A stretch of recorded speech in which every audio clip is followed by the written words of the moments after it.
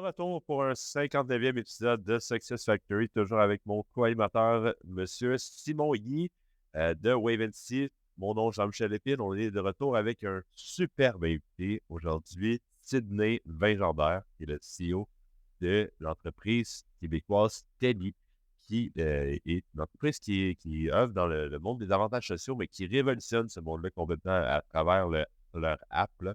Je vais vous laisser Sidney l'expliquer, mais sérieusement, dans un monde où justement on a de la misère à avoir de la rétention employée, que c'est assez difficile là, de recruter tout ça, c'est un excellent ajout. On parle de vraiment un truc qui est assez flexible. Là, si vous voulez que votre chien y ait une coupe de cheveux, là, ça pourrait rentrer dans ce forfait-là d'avantages sociaux. On parle de billets de cinéma, on parle d'avion, on parle de peu importe.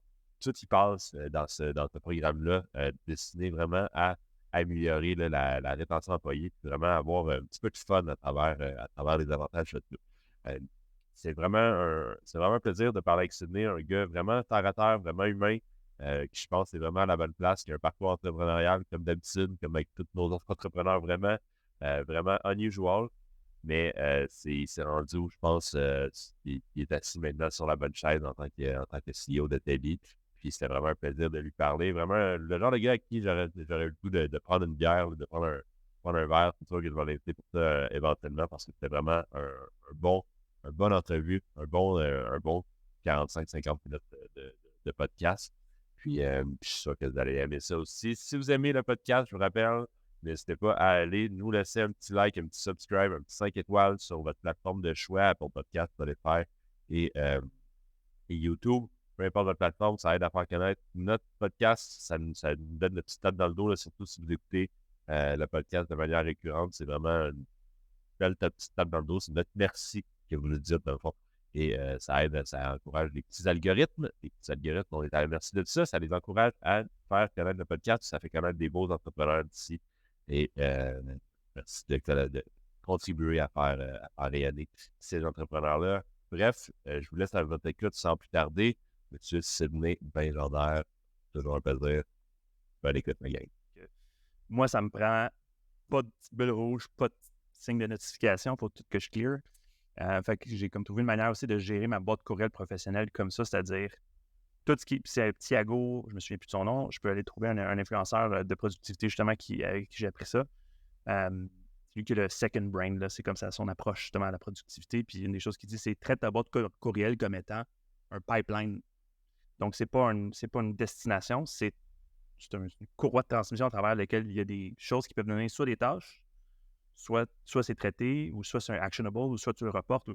Moi, quand je ne suis pas tout le temps sur ma boîte courriel, mais quand je la traite, soit je mets ça, bon, ça c'est un truc à faire, je ne peux pas le faire, fait que je mets une date ultérieure. Soit c'est déjà traité, parfait, soit je reply tout de suite, ou mais il n'y a rien qui traîne là, puis qu'il faut que ça t'arrive. Moi, je suis parti sur une nouvelle affaire là, depuis genre un mois, OK, parce que ma façon de faire, ça ressemble beaucoup à ce que tu fais, là. Dans le sens que j'ai pas de notification de celles qui me servent à rien.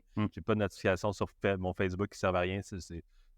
Chaque notification, il faut que ça fasse du sens. Puis ces temps-ci, même avec toi, tu parles de courriel, là, avec mes courriels, ces temps-ci, si j'envoie un courriel à quelqu'un puis que j'attends une réponse, à la place de le traiter comme une tâche ou de me mettre un rappel quelque part, je vais snoozer le courriel. Je l'envoie dans 2 jours. Je fais tout le temps ça. Je réponds, je snooze, puis s'il n'y a pas de réponse, ça repop. S'il y a une réponse, ça pop tout seul. Fait que ouais, non, c'est... On est reprendre une bière, JM. Je suis donc. Bref, on t'a invité parce que justement, tu es CEO d'une belle compagnie, Teddy, que j'entends de plus en plus parler, qui est complètement quelque chose un service que toutes les entreprises ont, des assurances collectives, en tout cas la plupart des entreprises. Mais vous autres, vous avez comme décidé de réinventer ça. Parle-nous un peu de ça veut dire quoi réinventer ça? C'est quoi votre nouvelle approche aux assurances collectives? Oui, en fait, notre nouvelle approche, c'est qu'on n'est pas dans les assurances collectives carrément. Fait que souvent, c'est un sujet qu'on frôle, justement. On est souvent en parallèle de l'assurance collective, mais on n'y touche pas. Là, on est en fait agnostique par rapport à l'assurance collective. Je pense que la meilleure manière d'expliquer comment fonctionne Teddy, c'est d'expliquer pourquoi on l'a créé un peu. Là. À la base, j'ai parti ça avec 2 cofondateurs. Puis les 3, on était dans une agence de marketing avant les 3 ensemble. Puis dont un était le propriétaire de cette agence-là. On regardait la manière dont l'assurance collective était utilisée au sein de l'entreprise. Il y avait une trentaine d'employés, jeunes surtout. Ça doit être le cas de votre gang aussi. Et quand là, il avait reçu la notice d'augmentation, fait qu'il se faisait augmenter de 30% d'année en année son assurance collective. Quand il regardait l'utilisation qu'il en faisait, il se rendait compte que la plupart des dépenses, c'était des réclamations pour des services prévisibles, masso, acupuncture, des choses comme ça. S'il n'y avait pas de haut réclamant, qu'il y avait comme une maladie grave ou besoin de médication très spécifique, ça arrive. Puis ça, c'est très important, l'assurance collective, pour ces cas-là. Mais quand tout ce que tu veux, c'est offrir quelque chose qui attire tes employés puis qui les rend heureux, des fois, il y a peut-être d'autres solutions que l'assurance collective. Fait que là, l'idée est venue de dire, OK, madame, moi, je comprends qu'on veut un minimum d'assurance pour assurance vie, invalidité, pour le médicament, pour la base. Mais si on veut offrir quelque chose de flexible, où est-ce que les employés, oui, ils peuvent aller au masso, mais s'ils ne veulent pas aller au masso, au lieu de perdre leurs 400$, leurs 500$ par année, ils ne peuvent pas le prendre puis s'acheter des running shoes à la place puis aller courir un marathon, tu sais. Ça, c'est l'idée de base qui a comme trigger un peu la raison derrière Teddy. On a comme monté un genre de produit interne avant de se rendre compte qu'on pouvait le commercialiser. Puis finalement, c'est devenu ça. C'est devenu un compte de dépenses de mieux-être pour les employés où est-ce que l'employeur peut paramétrer un portefeuille mieux-être où est-ce qu'il dit, OK, voici les montants que j'alloue. Ça peut être des montants récurrents, justement, que l'employé accumule, donc rétention. Puis voici des catégories de mieux-être. Puis là, on est très, très large dans la définition de mieux-être. Animaux de compagnie, sport, transport en commun, plein de choses. L'employeur le paramètre selon les valeurs de l'entreprise. Puis ensuite, c'est tout. Tout est géré tout seul, automatisé. C'est nous qui traitons les réclamations. C'est nous qui font les paiements à l'employé. C'est vraiment ça, en fait, la définition. Puis, tu sais, je dirais que... Excuse, on dirait que je prends déjà de l'avance, là, mais... Là où on fait vraiment un impact, c'est pour les entreprises, je te dirais, entre le 5 et 50 employés, là. Ceux pour qui l'assurance collective, c'est soit cher ou complexe à mettre en place, ou qui l'ont, mais c'est... un Teddy va venir vraiment avoir un gros impact pour ces entreprises-là. On a des gros clients aussi, là, de plusieurs centaines d'employés. Là, Teddy vient en ajout, en support à l'assurance collective pour une couche de flexibilité de plus. Mais pour la PME, c'est vraiment là où la PE, la petite entreprise, c'est vraiment là où on fait une grosse différence. On s'est rendu compte, là, en parlant des clients, on travaille avec plus de 350 entreprises en ce moment, puis on le sent, le besoin est là. Pénurie de main-d'œuvre, oui, mais au-delà de ça, comment donner des avantages qui reflètent la réalité aussi de la nouvelle génération, tu sais. Puis ce côté-là d'hyper-flexibilité, mais en même temps qui respecte le budget de l'employeur, c'est là où on innove, je pense. Puis là, aussi, la manière qu'on voulait innover, c'était pas juste dans comment offrir les services, mais c'est aussi d'avoir quel est le modèle d'affaires carrément. C'est parce que tous les comptes mieux-être que je connais, nos compétiteurs, c'est souvent lié à l'assurance collective. C'est souvent un Sun Life, un Manuvie, ou même des fois des solutions plus indépendantes qui vont rattacher à leur assurance collective un compte mieux-être qui va être en surplus. Mais la logique d'un compte mieux-être attaché à l'assurance collective fait moins de sens. Nous, on s'est dit, pourquoi on ne peut pas juste avoir un modèle SaaS, Software as a Service? Tu payes un abonnement par employé par mois. Tu payes pour un outil, puis après ça, tu fais ce que tu veux avec l'outil, parce que tu alloues des montants, puis tout est traité automatiquement. Tout est en ligne. Tu sais, des fois, on dirait les gens même nous arrivent, s'attendent à un niveau de complication, puis c'est de leur expliquer à quel point c'est simple, que ça leur prend un moment de comprendre. Tu sais, non, tu peux aller sur Teddy, tu peux inscrire ton entreprise, inviter tes employés, puis en dedans de 25 minutes, le monde reçoit leur montant, ils peuvent expenser, ils peuvent l'utiliser. OK, mais il y a où le contrat? Il n'y a pas de contrat, c'est une condition d'utilisation Software as a Service. OK, mais il est où l'entente? Il n'y a pas d'entente d'un an. C'est comme Slack. Slack, tu peux t'en aller quand tu veux. Ah ouais, mais c'est carrément d'amener l'approche logicielle à ça. Les gens sont habitués à des applications, Sun Life, Manuvie, là, on dirait que ça a été codé depuis 3 puis ça n'a jamais changé depuis, exact. Fait que c'est là, tu sais, de ne pas réinventer la roue. Le concept d'un compte mieux-être existait déjà, mais je pense qu'on a juste innové dans le modèle puis rendre ça plus flexible, plus accessible. C'est là où je pense qu'on fait une différence. Donc, du point de vue de l'employé, parce que je pense que c'est très clair les bénéfices que vous offrez aux compagnies, tu les as très bien décrits. Du point de vue de l'employé, comment lui il vit ça, puis pourquoi pour lui c'est quelque chose qui apporte un plus value chez lui? En fait, c'est que il y a deux choses. Il y a la flexibilité au niveau des catégories. Donc, la grande majorité de nos clients sélectionnent l'ensemble des catégories qu'on offre. Il y en a 18, quand même beaucoup. Donc, l'employé, après ça, il n'est pas dans une entreprise où il pourrait avoir un compte mieux-être de 500$ traditionnel. C'est comme, bon, il faut que j'aille au masso, acupuncture ou ces professionnels-là. Sinon, je le perds. Puis, c'est là-dessus que les assureurs souvent vont jouer, c'est qu'ils vont essayer de faire percevoir des avantages non utilisés comme étant des avantages. Mais un avantage non utilisé, ce n'est pas un avantage. Et nous, c'est ça notre qu'on met de l'avant, c'est de dire que l'employé va l'utiliser, l'avantage. C'est pas con. Nous, on n'a pas. Nous, on le souhaite. La plateforme est faite. Il y a des courriels de reminder, il y a tout un système qui encourage l'employé à utiliser ses montants. L'assureur, il ne veut pas que tu l'utilises les montants. Fait que c'est là-dessus, nous, qu'on joue. Flexibilité à travers les catégories. Et deuxièmement, aussi flexibilité au niveau du détaillant. Parce qu'on n'est pas un marketplace, on n'est pas un e-commerce. On n'a pas une liste de fournisseurs prédéterminée où est-ce que ton tapis de yoga, tu dois l'acheter chez Decathlon et nulle part ailleurs. Ça fonctionne comme un expense account, c'est-à-dire que l'employé peut acheter un tapis de yoga, peu importe le magasin, Canadian Tire, Decathlon, Sport Expert. Puis nous, on le traite comme un compte de dépenses. Mais l'employeur, lui, il n'a pas d'approbation. C'est vraiment hands-off pour l'employeur. Fait que l'employé arrive, bon, hey, ça, j'ai un tapis yoga chez Lolé. Je soumets la facture dans la plateforme. L'application est super simple, super user-friendly, très facile à utiliser. Je soumets la facture, puis après ça, tout est automatisé pour l'approbation, le remboursement. On rembourse en virement Interac aussi. Fait que ça, là, je sais que Simon, tu me posais la question par rapport à l'employé. Mais il y a aussi la plus-value aussi est là pour l'employeur en même temps parce que un express, tu pourrais dire informellement à tes employés, hey, écoutez, la gang, si tu vas au gym, là, si tu t'abonnes à Netflix, ramène-moi la facture, je vais te rembourser à la pièce. Ça se fait. Tu peux faire ce que j'appelle un Teddy à la mitaine, mais rapidement, ça devient difficile à gérer. Tu cours après les factures, les remboursements, les avantages imposables, tout ça. Teddy simplifie et automatise tout ça, en fait. Puis le fait aussi, la clé est dans le fait que le remboursement de la réclamation ne se fait pas sur la paye de l'employé. Les comptes de dépenses, ça fonctionne même. Tu expèdes du gaz auprès de ton employeur, tu reçois 26$ de plus, tu le vois-tu vraiment ton line item de 26$ qui rentre dans ta... Faut que tu checkes ton talon, tu checkes de paye, tout ça. Teddy, c'est un virement Interac. Puis ça a l'air trop simple, mais c'est ça.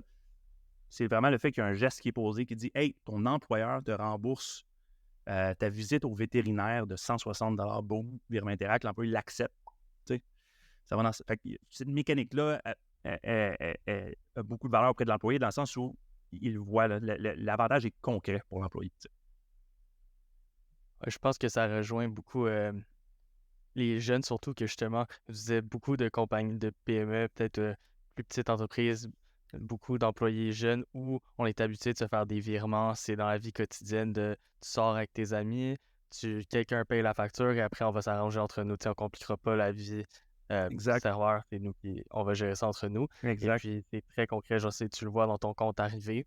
Il y a un aspect bénéfice, lifestyle spending account, qui est un peu comme conciliation, relation au travail, vie personnelle, et vous jouez beaucoup là-dessus. Est-ce que tu peux nous décrire plus par rapport à ça?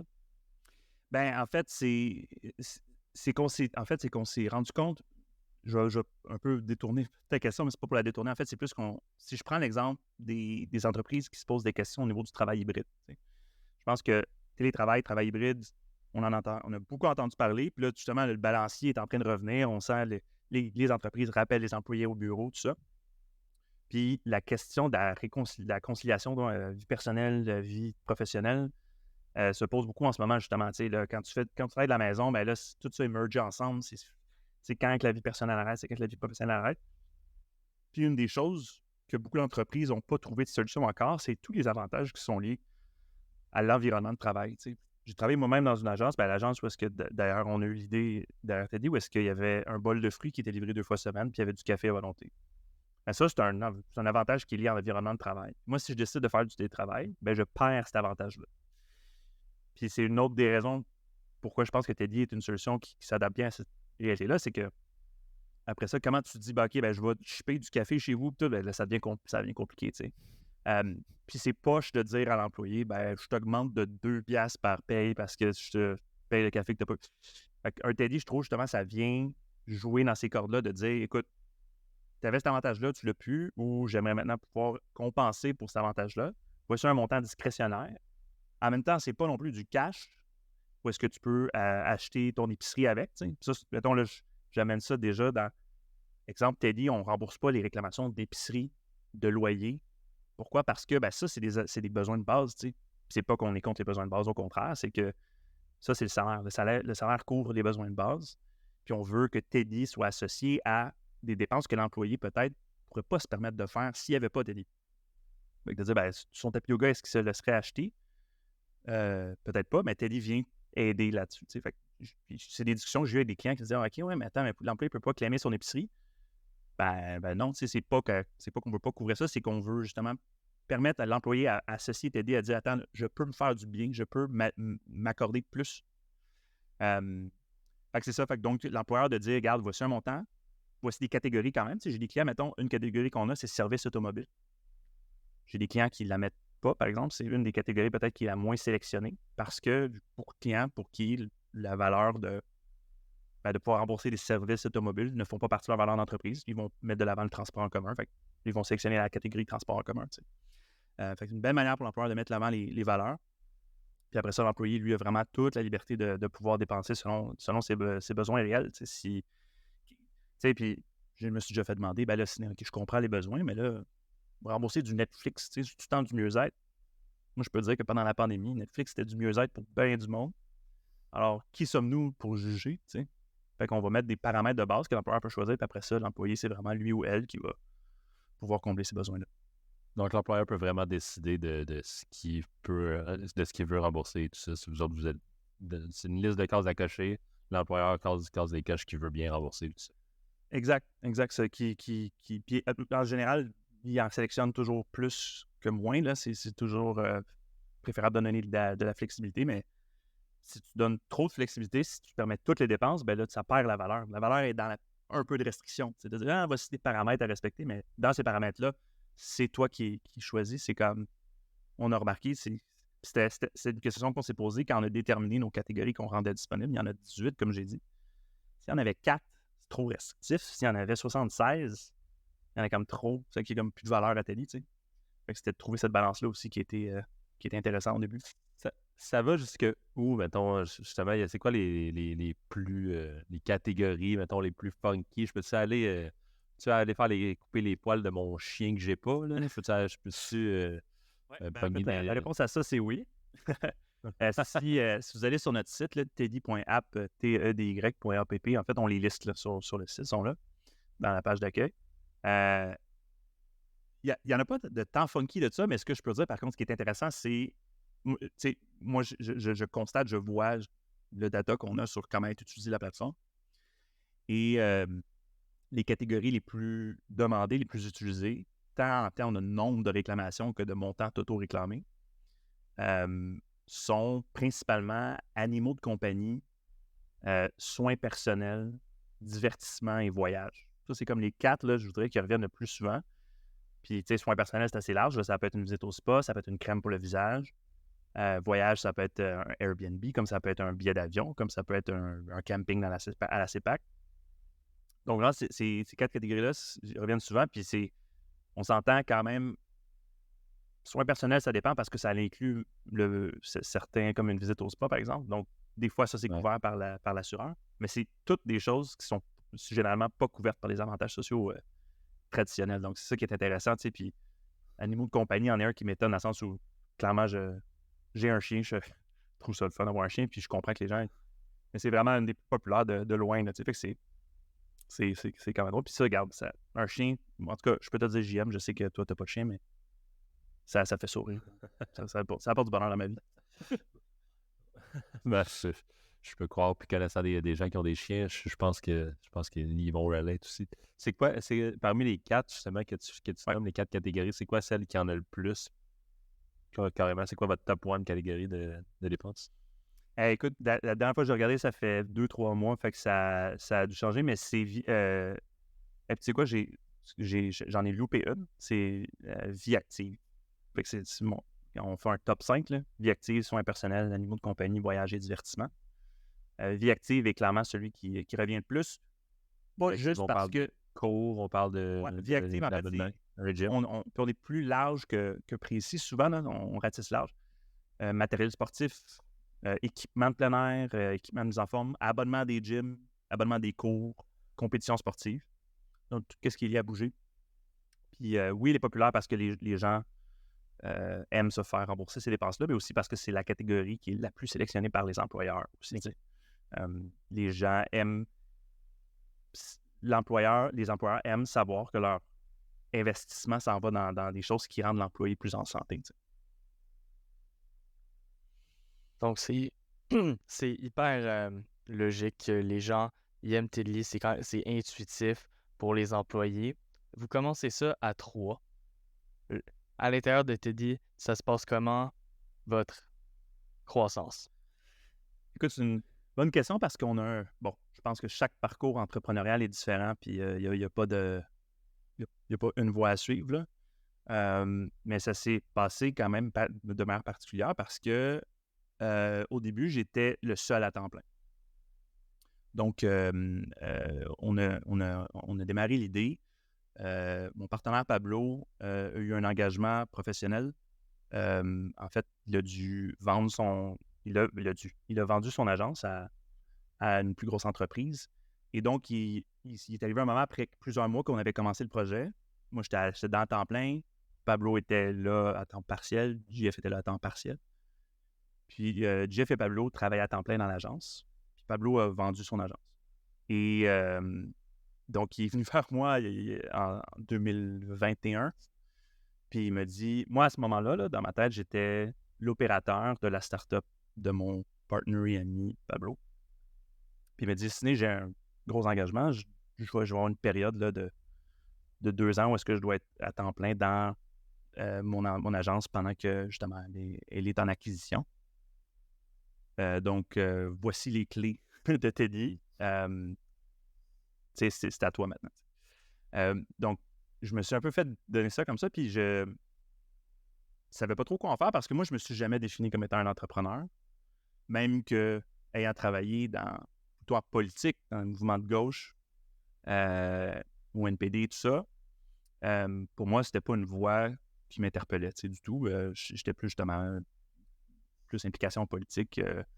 J'ai fait quelques années en agence, justement, où est-ce que là, j'ai appris plus le côté publicité numérique. Ça m'a beaucoup aidé. Ça m'a aidé aussi quand je suis revenu en politique par la suite. Mais je me voyais pas faire ça. Moi, ce qui m'excitait, c'était de travailler sur le produit. Après ça, être CEO d'une startup, c'était pas prévu.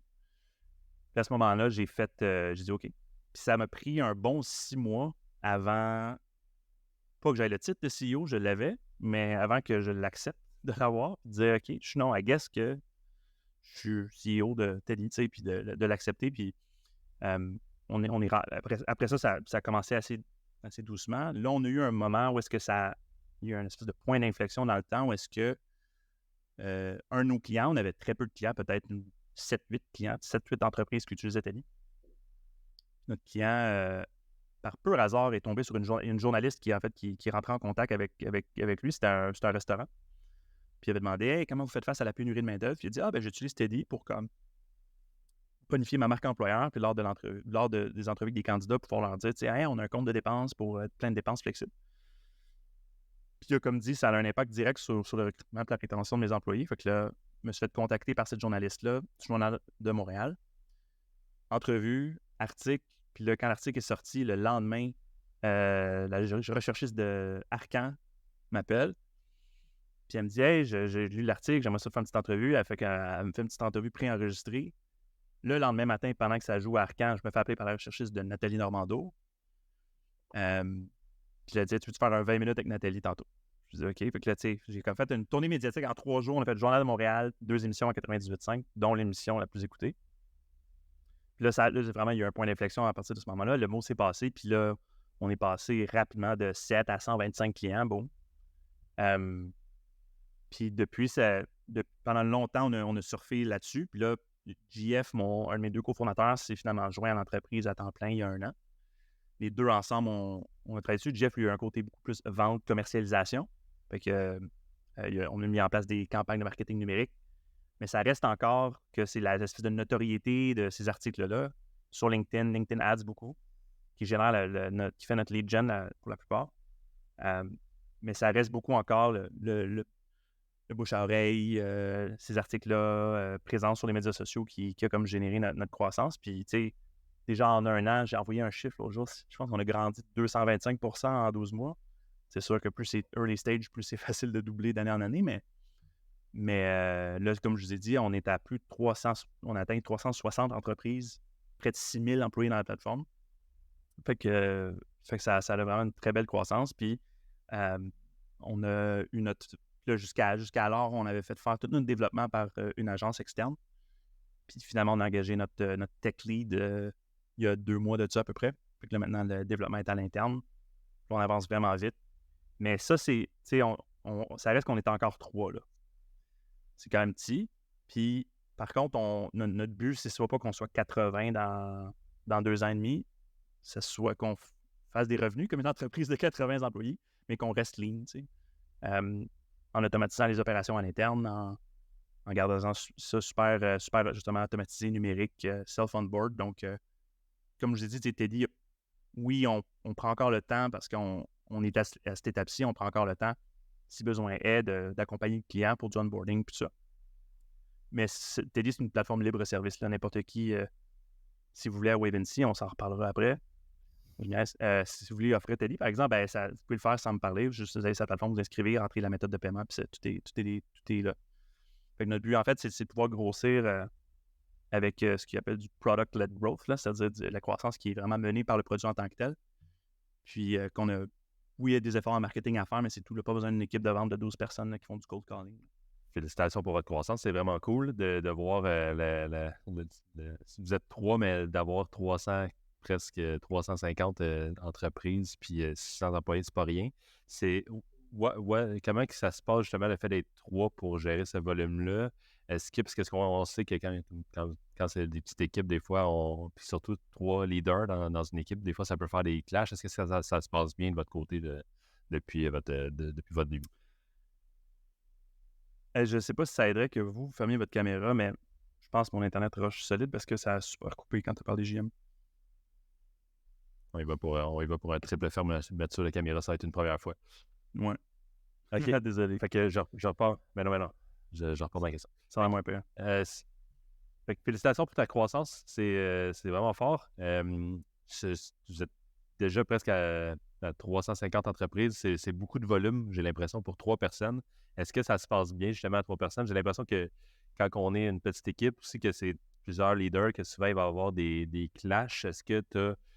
Comment ça se passe jusqu'à présent pour vous depuis votre début? Ça se passe super bien, dans le sens où, premièrement, ça la donne que j'ai parti ça avec 2 autres personnes, Jeff et Pablo, qui sont en plus des partners avec qui on se complète bien, mais aussi des amis. Là. Fait que déjà là, à la base, il y avait le respect mutuel qui était là, puis chacun nos espèces de sphères de compétences. Donc, à ce niveau-là, ça n'a jamais vraiment été un problème. On est assez, je dirais, entre guillemets, horizontal. Là. C'est sûr qu'à 3, c'est pas difficile d'avoir une structure un petit peu plus souple et flexible. Mais je pense que là, la force, en fait, la raison pourquoi ça fonctionne bien, c'est parce que, justement, comme j'ai dit, on est capable de vraiment savoir là où chacun on excelle. JF, par exemple, avec qui, comme je dis, qui s'est joint à nous l'an passé, cofondateur, ben lui, c'est vraiment... il y a eu beaucoup plus de 15 ans d'expérience en vente, en marketing dans le domaine numérique. J'en ai fait de la vente avec Teddy, j'ai appris à la dure au début, j'ai fait beaucoup de démos dans les premiers jours. Mais moi, c'est pas ça qui me passionne, le marketing et la vente. Fait qu'on se complète extrêmement bien. Puis moi, ce qui me fait beaucoup plus passionner, comme je l'ai mentionné plus tôt, c'est le côté produit. Fait que,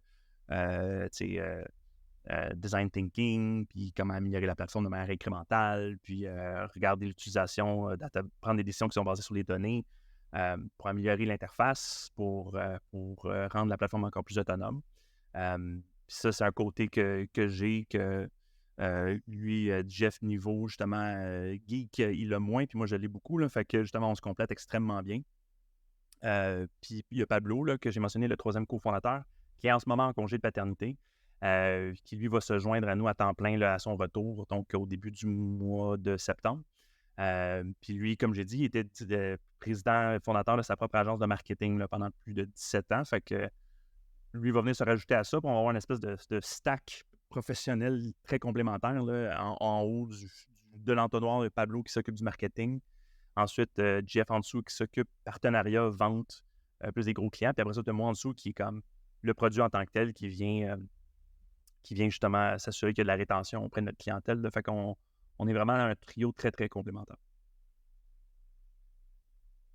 C'est vraiment cool. Justement que là, vous êtes un peu enlignés, sur la vision de Teddy, le futur, puis que chacune de vos forces s'assure que vous pouvez vous rendre là. Et je pense qu'avec 300 et 60 entreprises au Québec, c'est clair que vous avez démontré que c'est un produit qui a un solide besoin. Vous comptez exporter Teddy au reste du Canada et aux États-Unis. C'est quoi votre plan? Oui, en fait, c'est ça qui est intéressant, c'est que, comme tu dis, ces 360 clients qu'on a sont principalement au Québec. La raison, on a des clients qui ont des employés à travers le Canada. La raison pourquoi c'est principalement au Québec, c'est purement une raison de ressources, là, puis de où on a mis nos efforts de commercialisation jusqu'à date. Mais d'ici la fin de l'année, on va étendre nos efforts pour le reste du Canada. Puis, en fait, ce qui est intéressant, c'est comme je disais plus tôt, on n'a pas besoin de rep. Là, fait que si, mettons, on veut développer le marché de l'Ontario, de la région de Toronto, on n'a pas besoin d'un vendeur qui vient de la région, qui connaît ça. Évidemment, on a besoin de quelqu'un qui connaît les besoins des petites entreprises, qui parle bien anglais, qui connaît la réalité des entreprises ontariennes, par exemple. Mais au-delà de ça, après ça, on peut scaler le reste du Canada en claquant des doigts. Là, tout ce que ça prend, c'est les ressources pour pouvoir supporter le marketing numérique qui est derrière. Puis notre stratégie de contenu, par exemple. Mais ça reste extrêmement en ligne. Là. Fait que, comme je disais, étant donné que notre cible, je parle plutôt de vraiment des entreprises de 5 à 50 employés, là, c'est ça notre créneau. Là, ces petites entreprises-là qui sont les plus affectées par les défis de recrutement et de rétention. Puis pour qui les solutions enterprise à l'assurance collective sont moins adaptées à leurs besoins, c'est vraiment vers là où on se tourne. Fait qu'on n'a pas besoin justement de dépendre des gros poissons puis de dire OK, on veut juste les entreprises comme CGI qui ont 7000 employés, puis si on l'a, we make it, puis si on l'a pas, on crash. Là, le défi, par contre, devient, c'est le défi qu'on va avoir avec l'expansion, c'est OK, comment qu'on communique et qu'on attire ces entreprises-là. Fait que c'est là où on a une espèce d'approche de commercialisation un peu B2C. On fait du B2B, bien entendu. Nos clients, c'est les entreprises, c'est les employeurs. Mais on a des techniques de commercialisation, des stratégies qui sont plus B2C dans le sens où c'est pas du enterprise. C'est la communication directe, des stratégies de contenu, c'est de l'employeur qui lui-même, lui ou elle-même, qui a, je sais pas, moi, 16 employés, qui se dit j'ai pas, moi, les ressources pour engager quelqu'un au RH à temps plein. OK, je vois une publicité de télé sur LinkedIn ou je vois un article de blog passer, je vais cliquer dessus, puis je vais moi-même faire l'onboarding tout seul parce que j'ai pas le temps, moi, d'avoir quelqu'un à temps plein qui gère des réclamations, qui gère des factures. C'est vraiment ça qu'on cible. Puis cette réalité-là, elle est la même un peu partout. Elle est la même au Québec ou au Canada. Puis elle est semblable aux États-Unis. Aux États-Unis, bien entendu, la différence au niveau des avantages, c'est qu'ils n'ont pas l'assurance maladie de base. Fait que la plupart des employés s'attendent à ce que leur employeur leur offre l'assurance maladie. Donc, c'est ça la grosse différence. Mais en même temps, il reste que toute une strate d'entreprises aux États-Unis qui n'ont pas les moyens d'offrir de l'assurance maladie, de l'assurance santé, un gros package, puis qui scramble en ce moment de trouver des manières créatives en donnant des cartes cadeaux ou en ayant des programmes de reconnaissance. Souvent, ces programmes-là ne sont pas à la hauteur. Fait que c'est là-dessus qu'on va vraiment miser. D'ailleurs, on a récemment eu une espèce de validation aux États-Unis. Au-delà, oui, on a fait une petite étude de marché. On a parlé à des experts là-bas pour justement comprendre la réalité et pouvoir s'y adapter aux États-Unis. Mais on a aussi, jusqu'à date, on n'avait pas trouvé vraiment de compétiteurs directs. Dans le sens que le HR Tech puis l'espace des avantages sociaux est très crowded. Là. Il y a beaucoup de monde, beaucoup de startups là-dedans. Mais on n'avait pas trouvé encore une startup qui faisait exactement ce qu'on faisait, c'est-à-dire du remboursement de dépenses, de mieux-être, qui fonctionne comme un compte de dépenses de manière flexible, libre-service et tout ça. Puis on en a finalement trouvé une entreprise qui s'appelle Joon, Joon.io. Puis en fait, on a été soulagés de les trouver parce qu'on s'est dit, OK, on a un compétiteur, c'est bon, ça veut dire qu'il y a le marché aux États-Unis pour ce genre d'entreprise-là. Fait que ça a été à la fois, on a trouvé un compétiteur, mais c'était une bonne nouvelle de voir qu'il y avait de quoi faire. Fait que ça va plus être les États-Unis plus pour 2024. Parce que là, ça va être une autre paire de manches. Mais tu sais, quand on y pense, dans le domaine, il n'y a pas vraiment de limite à ce que jusqu'où Teddy peut aller. Là. On n'est pas, étant donné qu'on traite, on ne touche pas au côté assurance, on ne touche pas au côté couverture de santé. On est moins limité là, par les réglementations.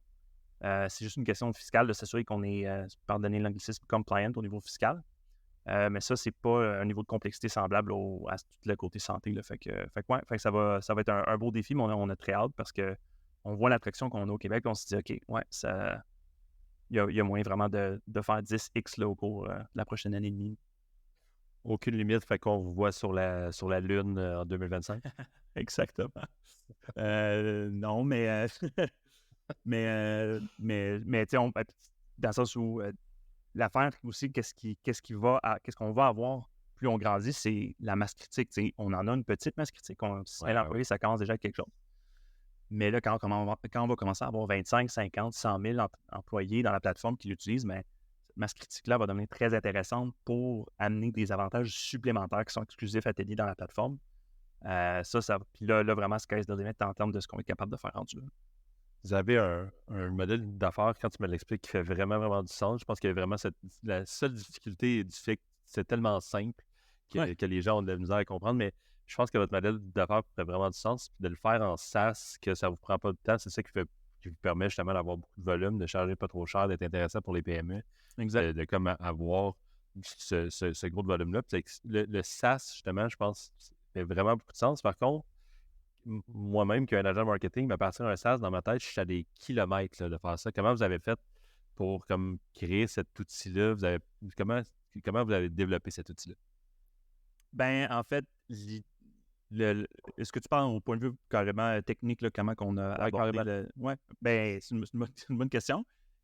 Ça donne là, que je suis sans comment dire, je sais pas trop comment. En fait, moi, j'ai souvent de la misère à me définir là, comme professionnel. Là. J'ai été rédacteur de discours, j'ai été recherchiste, j'ai été stratège numérique. Je suis capable de... Je suis correct dans bien des affaires, puis je suis très bon dans pas grand-chose.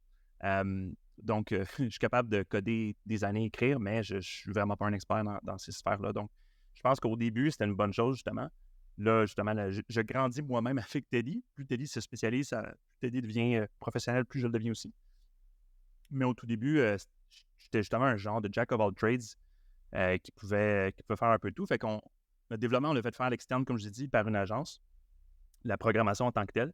Mais le design, on l'a fait. Il y a un consultant, le designer UX, qui nous a donné un coup de main au tout début pour faire les maquettes, mais on l'a validé nous-mêmes.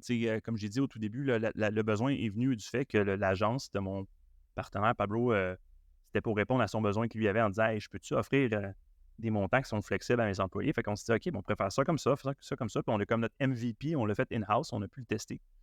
Puis on a vu qu'il y avait de l'attraction. Fait qu'on s'est dit, OK, on va rendre ça un petit peu plus sophistiqué. Fait qu'on était en relation avec une agence. On a développé le MVP avec eux.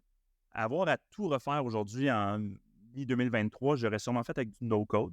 Je ne sais pas si vous êtes familier avec tout ce qui est no-code, mais c'est rendu quand même très, très impressionnant qu'est-ce qu'on est capable de faire avec des outils comme Webflow, Xano, Bubble, toutes ces plateformes-là qui permettent à faire des applications carrément très sophistiquées avec pas une ligne de code. Donc, je pense que notre premier MVP, on aurait été capable de le faire avec ça si on l'avait démarré aujourd'hui. Fait que si jamais JM, tu poses la question justement comment j'aborde ça, ces outils-là sont vraiment puissants. Puis là, on a lancé la V2, là, fait que la version vraiment officielle, ben pas officielle, elle a toujours été officielle, mais la version beaucoup plus robuste, on l'a lancée en mars de cette année, en 2023. Puis là, depuis le mois d'avril, on a un ingénieur, notre tech lead à temps plein qui est là. Donc là, maintenant, on le fait in-house. Mais tu sais, on a beaucoup, beaucoup appris. Puis on fait des cycles de feedback très, très courts. Là. Donc, on parle beaucoup à nos clients, on écoute beaucoup leurs besoins, on voit leur utilisation. Puis ça se reflète rapidement dans la plateforme par la suite. Mais ouais, beaucoup d'apprentissage en le faisant avec du feedback direct. Fait que tu sais, si j'ai des conseils à donner à des gens justement qui aspirent à faire un SaaS, là, c'est vraiment de... Puis tu sais, je n'invente rien ici, là, c'est toutes des choses qui ont déjà été dites à plusieurs reprises, là, mais il y a le fameux terme que j'aime beaucoup, puis on ne le fait pas assez nous-mêmes, là, mais c'est build in public. Là, fait que tu sais, construire en public, c'est-à-dire... feedback en temps réel. Oui, feedback exact, feedback en temps réel. N'hésite pas à divulguer même les enjeux que tu as. Puis écoute le feedback, puis itère beaucoup, itère rapidement. Ouais, moi, je crois beaucoup en ça. Tu as abordé le sujet que quand on est dans une petite entreprise, on porte souvent beaucoup de chapeaux et on doit remplir beaucoup de rôles. Y a-t-il quelque chose que tu as appris avec Teddy que tu pensais jamais que tu allais apprendre? Ben, le côté vente là, que je parlais plus tôt, là, ça, c'est vraiment toute une facette que je pensais pas que j'avais, puis que je me trouvais vraiment pas bon là-dedans. Puis Au début, je ne devais pas être si bon que ça, puis j'ai vraiment appris sur le tas. On s'est joint en 2022, au tout début 2022, on s'est joint à un accélérateur d'entreprise qui s'appelle la CET.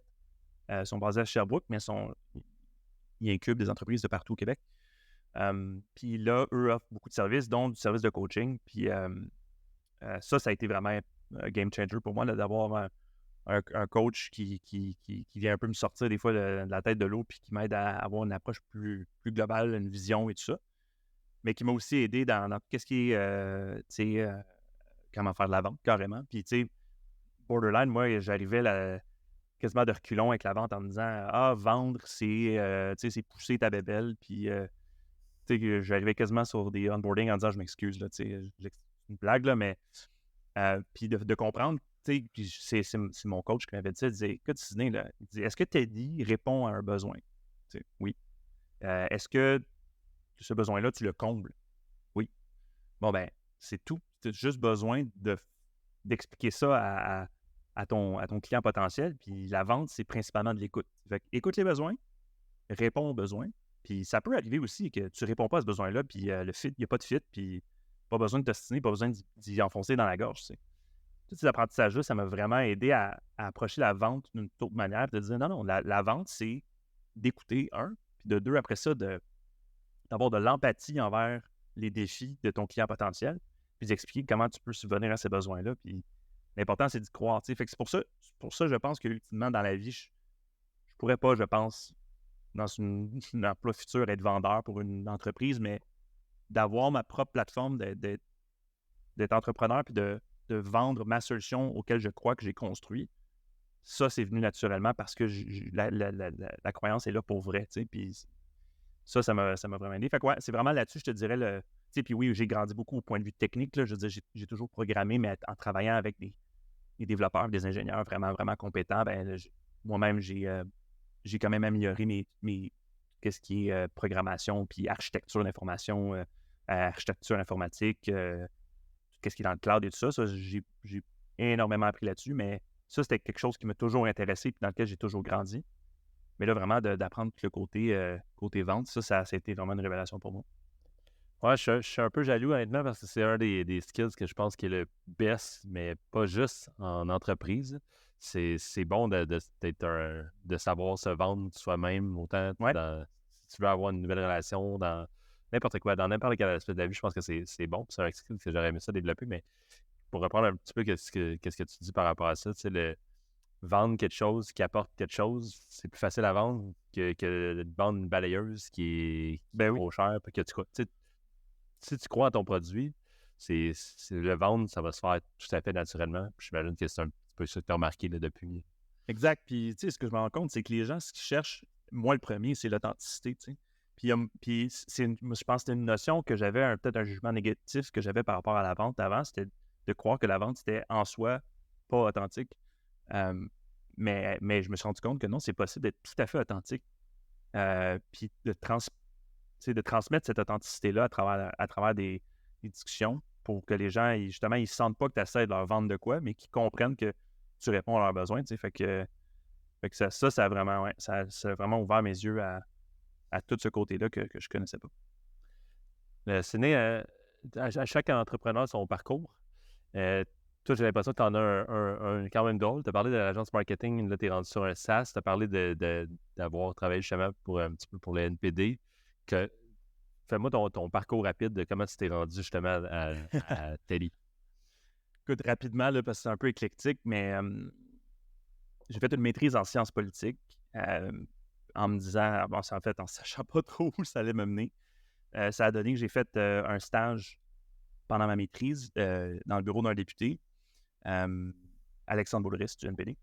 Et pendant ce stage-là, j'ai découvert mes atomes crochus avec le NPD en tant que tel. Puis je me suis dit, c'est ça que je veux faire. Je ne savais pas trop. Je ne savais pas par où commencer, mais je me suis dit, OK, je veux m'impliquer là-dedans. Ça, c'est ce que je voulais faire. Puis sans trop avoir d'attache, j'ai déménagé à Ottawa en me disant, je vais me trouver une job là-bas. Puis assez rapidement, je me suis trouvé une job d'abord drôlement dans l'équipe web du NPD. Ça donne là, que moi, depuis que je suis ado, que je construis des sites web en HTML, Fait que j'avais un peu programmé tout ça, puis j'avais le côté politique. Fait que je suis rentré par l'équipe web. Après quelques mois, il y a eu une ouverture dans l'équipe de recherche du NPD, puis c'est là que j'ai joint l'équipe de recherche. Pendant 2 ans, j'étais recherchiste. Puis là, j'ai fait un peu de tout. J'ai fait de l'écriture de discours, de la recherche d'opposition. Puis ça a donné aussi qu'il y avait des besoins là, par rapport à une base de données qu'il fallait construire pour suivre les votes dans la Chambre des communes. Long story short. Puis là, je disais, je pense que je peux mettre mes aptitudes techniques à l'œuvre.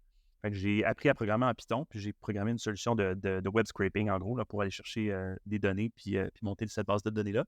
Puis c'est là que j'ai vraiment eu le spark pour la programmation. C'est là que j'ai fait « OK, attends, il y a de quoi là-dedans, ça me fait vraiment triper. » Puis c'est là aussi que je me suis rendu compte que programmer, c'est pas juste faire des petits sites web pour un client. Ou ça peut être aussi genre monter un outil qui répond à tes besoins à toi. Fait que je me suis dit « OK, ça m'a donné cet intérêt-là. » Puis après ça, en 2016, là, c'était après l'élection de 2015, c'est là que j'ai rencontré Pablo, président fondateur de son agence de marketing. Puis j'ai travaillé là pendant 2 ans comme stratège numérique. Puis j'ai eu la chance d'avoir Pablo dans ma vie parce qu'il m'a vu. Puis moi qui n'avais jamais fait de publicité numérique, qui n'avais jamais été dans une agence, il m'a dit « OK, t'as l'air d'avoir une tête sur ses épaules. » Fait que je vais donner une chance, tu vas apprendre sur le tas. Puis j'ai appris sur le tas. De search engine marketing, SEO, Facebook Ads, business manager, tout ça. Tag manager aussi, en tout cas. Fait que tous les outils, mettons, qui étaient liés aussi à l'intégration de Google Analytics et tout ça, j'avais déjà quand même une connaissance là-dessus, mais là, c'était le côté vraiment optimisation de campagne numérique que j'ai appris. Puis après ça, j'ai passé à d'autres choses. Comme vous pouvez voir, ça a été un peu une constante. C'est une constante dans ma vie professionnelle, c'est que c'est pas constant. Quoique là, ça fait un bon bout que je suis avec Teddy, puis on dirait que j'ai vraiment trouvé mon créneau. Suite à quoi, je suis revenu en politique pendant 2 ans. Donc, je suis devenu l'adjoint d'Alexandre Boulris, donc un retour au bercail pendant 2 ans. Le revenu en politique, mais là, j'avais dans mon bagage, justement, tout mon côté, oui, politique, mais j'avais aussi le côté publicité numérique que j'avais sous la cravate. Donc là, j'ai mis ça à bonne utilisation. Puis, j'ai comme pu avancer quand même le côté de présence numérique en ligne du député. Puis, finalement, après 2019, j'ai quitté, je voulais passer à d'autres choses. Puis c'est là que je me suis retrouvé avec Pablo, qui était resté un bon ami. Puis il m'a dit « Hey, j'ai peut-être une idée pour toi un projet qu'on pourrait travailler dessus ensemble. » Puis c'est là que Teddy est né. Puis I guess, été là au bon moment, au bon endroit, avec la bonne personne. Jeff, mon troisième cofondateur, qui était dans l'agence aussi à ce moment-là. Fait que les 3, on a cogité ça ensemble. Est-ce que t'es tombé en amour avec l'idée tout de suite? Oui, vraiment. En fait, puis au début, on s'était dit, on va révolutionner l'assurance collective. Ça n'a pas été long qu'on se rende compte que c'est complexe. Les avantages sociaux, c'est très, très, très complexe. Puis il y a l'autorité des marchés financiers, puis c'est pas quelque chose que tu peux déplacer rapidement. Par contre, les avantages pour employés, ça, en soi, il y a moyen de faire ça simple. Puis on s'est dit, commençons, on va faire ça simple. On va faire un contenu aide flexible. Libre-service, mais on se rend compte que c'est un espace dans lequel il y a beaucoup de dinosaures, des vieux dinosaures, puis il y a peu d'innovation. Moi, c'est ça qui m'a allumé le plus. Oui, bien sûr, j'ai toujours une espèce de notion de vouloir travailler sur des projets qui ont un impact positif sur la société. Mais au-delà de ça aussi, c'était de dire, hey, attends, dépoussiérer un secteur, puis essayer d'innover dans un secteur qui est très old school, ça peut être motivant, puis ça l'est motivant. Tu as travaillé pour le NPD et puis vous travaillez dans les avantages sociaux. Je pense que c'est clair que tu es quelqu'un qui est mené par tes valeurs. C'est quoi tes valeurs principales que justement tu suis tous les jours pour avancer? J'en ai parlé tantôt. Le mot que j'ai mentionné, c'est l'authenticité. Fait que moi, c'est vraiment ça. En fait, je me rends compte, en rencontrant des entrepreneurs, je me rends compte que ceux avec qui j'ai les atomes les plus crochus, c'est ceux que je sens qu'ils sont vrais. T'sais.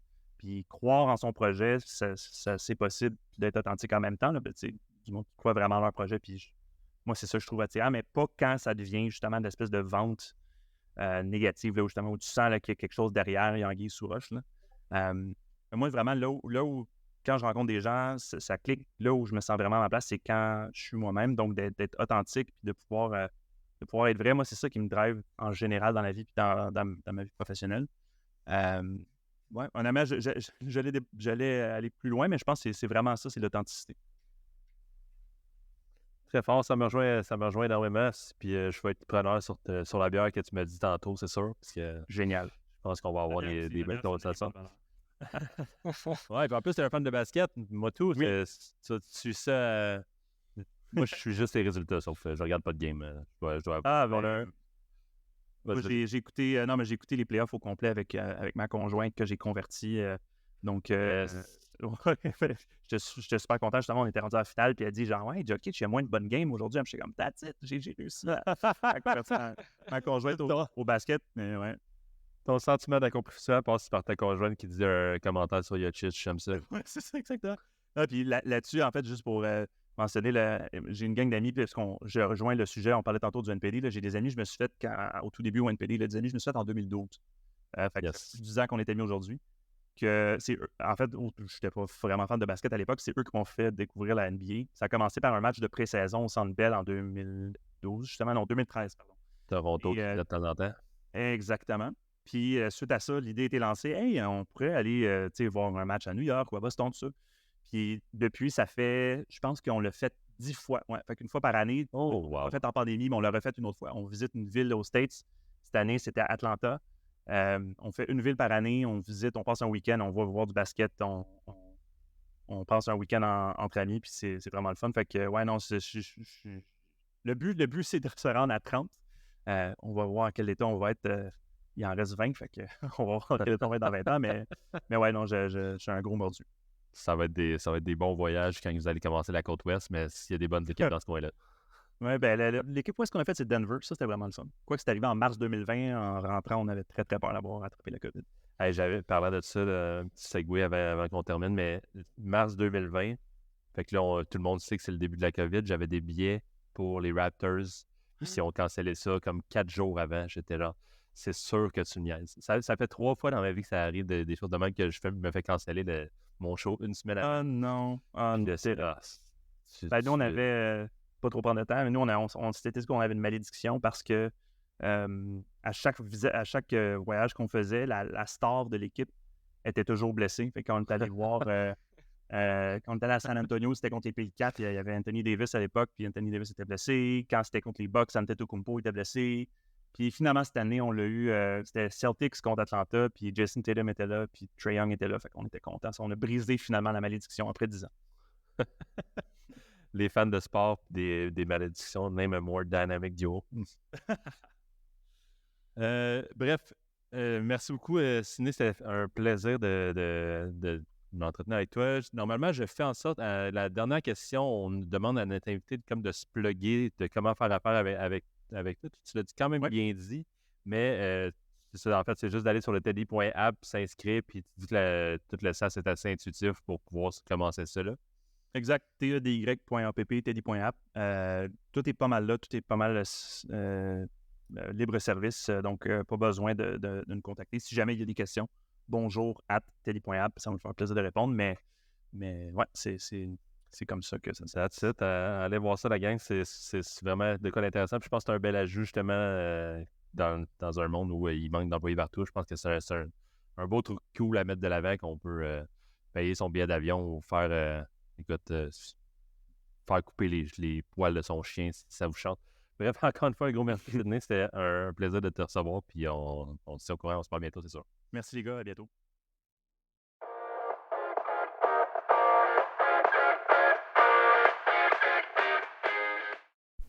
Hello, j'espère que vous avez apprécié l'épisode. Si vous avez aimé le podcast, on vous invite à aller laisser un petit avis ou vous abonner sur Spotify ou Apple Podcasts pour nous aider à le faire connaître. On se voit la semaine prochaine pour une autre belle conversation avec un nouvel invité. À bientôt!